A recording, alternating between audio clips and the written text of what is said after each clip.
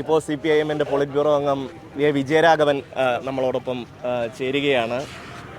ഈ സമ്മേളനം എങ്ങനെയാണ് വ്യത്യസ്തമാകുന്നത്? മറ്റ് പാർട്ടികളിൽ നിന്ന് CPIM-ന്റെ സമ്മേളനത്തിനുള്ള വ്യത്യസ്തത ഏത് രീതിയിലാണ്? ഈ സമ്മേളനത്തിൻ്റെ ഏറ്റവും പ്രധാനപ്പെട്ട വ്യത്യസ്തത അതിൻ്റെ ജനാധിപത്യ ഉള്ളടക്കമാണ്. അതായത് ഒരു പാർട്ടി എന്ന നിലയിൽ സമൂഹത്തിൽ സാധാരണ മനുഷ്യൻ്റെ താല്പര്യം ഉയർത്തിപ്പിടിച്ച് പ്രവർത്തിക്കുന്ന പാർട്ടിയാണ് CPIM. അപ്പോൾ സമൂഹത്തിലെ ദുർബല ജനവിഭാഗത്തിൻ്റെ കാര്യങ്ങൾക്ക് പ്രത്യേക ഊന്നൽ നൽകി സമൂഹത്തിലെ എല്ലാ ജനവിഭാഗങ്ങളുടെയും പൊതുമുന്നേറ്റത്തിന് സഹായകരമായ രൂപത്തിൽ സമൂഹത്തിൻ്റെ ഒരു പുനർനിർണയം നിർവഹിക്കാനുള്ള ചരിത്ര ബാധ്യതയാണ് കമ്മ്യൂണിസ്റ്റുകൾക്കുള്ളത്. അപ്പോൾ ഇന്ത്യ പോലെയുള്ള ഒരു സമൂഹത്തിൽ അപൂർവമായിട്ടാണ് ഇടതുപക്ഷം അധികാരത്തിലേക്ക് വരിക. കാരണം ബൂർഷ്വാ സമൂഹമാണ്. അപ്പോൾ ബൂർഷ്വാ സമൂഹത്തിൽ നമ്മുടെ ഭരണഘടനയുടെ പരിധിക്കുള്ളിൽ നിന്ന് ഒരു സംസ്ഥാന ഗവൺമെൻറ് നിയന്ത്രിക്കുന്ന നേതൃത്വം നൽകുന്ന പാർട്ടിയാണ് കേരളത്തിലെ CPIM. അപ്പോൾ വളരെ വ്യത്യസ്തമായ അനുഭവങ്ങളിലൂടെയാണ് പാർട്ടി മുന്നോട്ട് പോകുന്നത്. അങ്ങനെ അധികാരത്തിൽ കൂടി പങ്കുവഹിക്കുന്ന ഒരു പാർട്ടി എന്നുള്ള നിലയിൽ വളരെ മാതൃകാപരമായി ഇന്ത്യയിലെ മറ്റിതര സമൂഹത്തിൻ്റെ മുന്നിൽ കൂടി സാമൂഹ്യ തുല്യതയുടെ അന്തരീക്ഷം ഉണ്ടാക്കിയിരിക്കുന്നു ഈ കേരളം.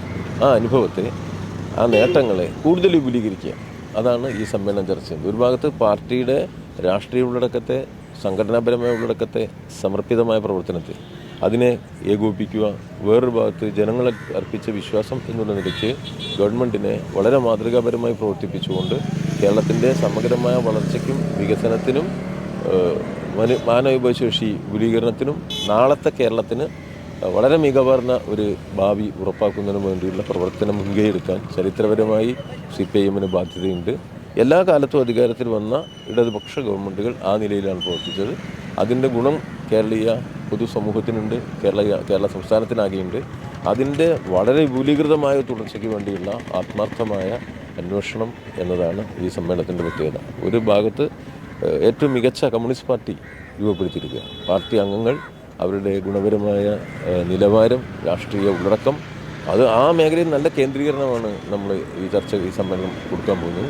അതോടൊപ്പം ഗവൺമെൻറ് സമൂഹത്തിന് വേണ്ടി നിർവഹിക്കുന്ന മികച്ച കാര്യങ്ങൾക്ക് സർവാത്മന പിന്തുണ കൊടുത്തുകൊണ്ട് ജനങ്ങളെ ആകെ ഗവൺമെൻറ്റിനൊപ്പം അണിനിരത്തി കേരളം ഇന്ത്യയിലെ വളരെ വ്യത്യസ്തതയുള്ള, വളരെ മാതൃകാപരമായ, സാധാരണ മനുഷ്യന് കൂടി സാമൂഹ്യമായ ജീവിതാവകാശങ്ങൾ സംരക്ഷിച്ച് കിട്ടുന്ന നാട് എന്ന ഇപ്പോൾ നാം എത്തിച്ചേർന്ന അവസ്ഥയുടെ വിപുലീകരണം, അതിനുവേണ്ടിയുള്ള അന്വേഷണമാണ്. ആ നിലയിൽ കേരളത്തെ സംബന്ധിച്ചിടത്തോളം കേരളത്തിൻ്റെ ഒരു മുന്നേറ്റത്തിന് ഇന്നത്തെ ലോക ഇന്ത്യൻ സാഹചര്യത്തിൽ വേഗത വർദ്ധിപ്പിക്കുക എന്നുള്ള വലിയ പ്രധാനപ്പെട്ട തീരുമാനങ്ങളും അതിനനുയോജ്യമായ ചർച്ചകളും രൂപപ്പെടുത്തുന്ന സമ്മേളനമാണ്.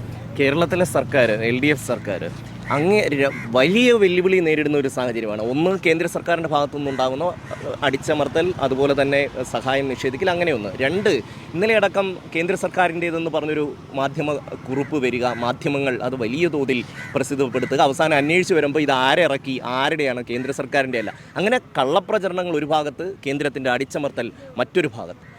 ഇത് നമ്മൾ കണ്ടെന്ന് വെച്ചാൽ, ഇപ്പോൾ കേന്ദ്ര ഗവൺമെൻറ്റും കേരള ഗവൺമെൻറ്റും തമ്മിലുള്ള അടിസ്ഥാനപരമായ വ്യത്യാസം ആ ഗവൺമെൻറ്റിൻ്റെ പൊതുനയ സമീപനമല്ല കേരളത്തിലെ ഇടതുപക്ഷ ജനാധിപത്യ മുന്നണി ഗവൺമെൻറ്റിൻ്റേത് എന്നതാണ്. അപ്പോൾ നമുക്ക് കേന്ദ്രം എന്നത് BJPയുടെ ഒരു ഗവൺമെൻറ്റാണ്. ആ ഗവൺമെൻറ്റിൻ്റെ അടിസ്ഥാന നിലപാടുകൾ സമൂഹത്തിലെ അതിസമ്പന്ന ജനവിഭാഗത്തിൻ്റെ കൈകളിലേക്ക് നമ്മുടെ രാജ്യസമ്പത്ത് എത്തിക്കാൻ സഹായകരമാണ്. അത് ആ നിലയിൽ തന്നെ പ്രവർത്തിച്ചുകൊണ്ടിരിക്കുക.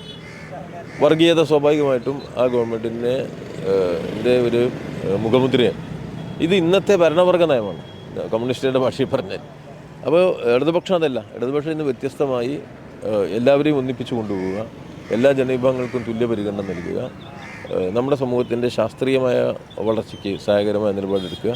ഒരു സംസ്ഥാനം എന്ന നിലയിൽ കേരളത്തിലെ ജനങ്ങളുടെ നാനാവിധമായ വികസനത്തിന് സഹായകരമായ തരത്തിൽ കേരളത്തിൻ്റെ ഒരു പൊതു പുരോഗതി ഉറപ്പാക്കുക. ഇതാണ് ഇടതുപക്ഷം നടത്തുന്ന പരിശ്രമം. സ്വാഭാവികമായിട്ടും ഈ ഇടതുപക്ഷം നടത്തുന്ന ഈ നല്ല പ്രവർത്തനത്തെ പിന്തുണയ്ക്കുകയില്ല, അതിനെ എതിർക്കാനും പരാജയപ്പെടുത്താനുമാണ് ഒരു വലതുപക്ഷ ശേരി പ്രവർത്തിക്കുക. ഇപ്പം ഇന്ത്യയിൽ ആ വലതുപക്ഷ ശേരി അധികാരത്തിൽ കൂടി ഇരിക്കുകയാണ്. അപ്പോൾ സ്വാഭാവികമായിട്ടും കേന്ദ്ര BJP നടത്തുന്നൊരു പരിശ്രമം കേരളത്തിൽ രൂപം കൊള്ളുന്ന ഈ ബദൽ നയങ്ങൾ പ്രയോഗത്തിൽ വരുത്താതിരിക്കാനുള്ള ഇടപെടലാണ് അവർ നടത്തുക. അപ്പോൾ ഭരണഘടനാപരമായി കേരളത്തിന് ലഭിക്കേണ്ട അവകാശങ്ങൾ പോലും നിഷേധിക്കാനുള്ള പരിശ്രമം കേന്ദ്രം നടത്തും.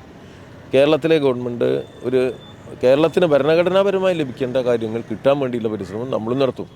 ഭരണഘടനയുടെ പരിധിക്കുള്ളിൽ നിന്നുകൊണ്ടാണ് സംസ്ഥാന ഗവൺമെൻറ് പ്രവർത്തിക്കുന്നത്.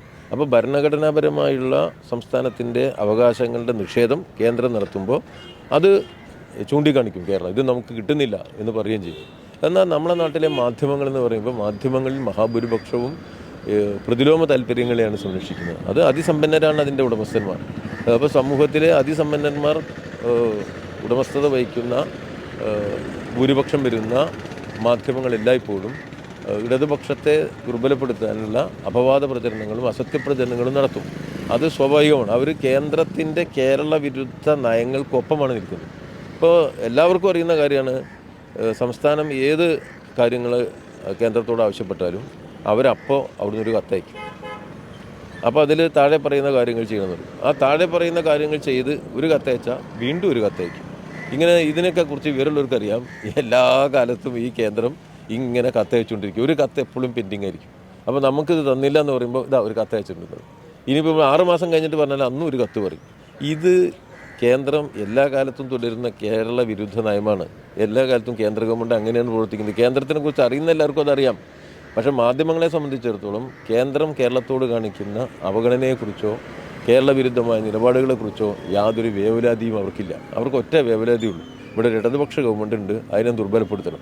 അതിനെ ദുർബലപ്പെടുത്താനുള്ള വലതുപക്ഷ ചേരിയുടെ പ്രവർത്തനങ്ങളുടെ പ്രചാരകന്മാരാണ് മാധ്യമങ്ങൾ. അതുകൊണ്ട് മാധ്യമങ്ങൾ പറയുന്ന കാര്യങ്ങളെ ജനങ്ങൾ വിശ്വാസത്തിലെടുക്കാറില്ല. മാധ്യമങ്ങളെ വിശ്വാസത്തിലെടുത്തിരുന്നെങ്കിൽ ഇവിടെ ഇടതുപക്ഷ ഗവൺമെൻറ് ഉണ്ടാവില്ല, ഇടതുപക്ഷം ഉണ്ടാവില്ല. ഇവിടെ മാധ്യമങ്ങൾ നടത്തിയ ഇടതുപക്ഷ വിരുദ്ധ പ്രവർത്തനങ്ങളുടെ അളവ് വ്യാപ്തിയും അത്ര വലുതാണ്. പക്ഷേ ജനങ്ങൾ അതല്ല വിശ്വസിച്ചിട്ടുള്ളത് എന്നുള്ളത് വസ്തുതയാണ്. സ്വന്തം വിശ്വാസ്യതയെ സംബന്ധിച്ച് യാതൊരു വേവലാതി ഇല്ലാത്തവരാണ് കേരളത്തിലെ കമ്മ്യൂണിസ്റ്റ് വിരുദ്ധ മാധ്യമങ്ങൾ. അവരാ പ്രചാരവേല തുടരും, ഞങ്ങളുടെ പ്രവർത്തനവും തുടരും. അത് രണ്ടും തമ്മിലുള്ളത് ഒരു ആശയ സംവാദമാണ്. ആശയ സംവാദത്തിൽ ശരിയുടെ പക്ഷത്താണ് ഇടതുപക്ഷം നിൽക്കുന്നത്. തീർച്ചയായും നന്ദി ശ്രീ വിജയരാഘവൻ. ഈ ആശയ സംവാദത്തിൻ്റെ വേദിയിൽ കൂടുതൽ ആയുധങ്ങൾക്ക് മൂർച്ച കൂട്ടുകയും ചർച്ചകൾക്കും വാദങ്ങൾക്കും മൂർച്ച കൂട്ടുകയും ചെയ്യുന്ന സമ്മേളനമായിരിക്കും ഇന്ന് കൊല്ലത്ത് തുടങ്ങുക എന്നുള്ള കാര്യത്തിൽ സംശയമില്ല ശരത്ത്.